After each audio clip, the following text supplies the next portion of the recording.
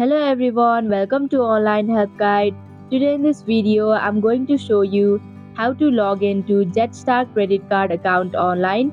So without any further ado, let's get started. First of all, open up a web browser.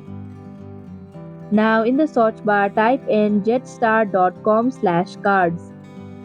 After you come across this official page, click on the profile icon in the top section of your screen.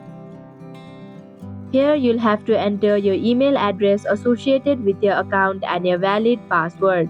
If you do not remember your password, then you can click on Forgotten Your Password link.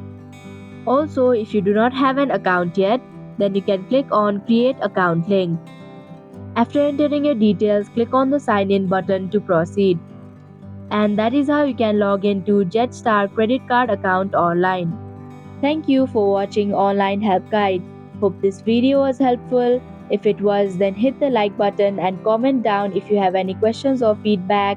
Also, if you are new to our channel, subscribe and hit the bell icon so that you don't miss our upcoming videos.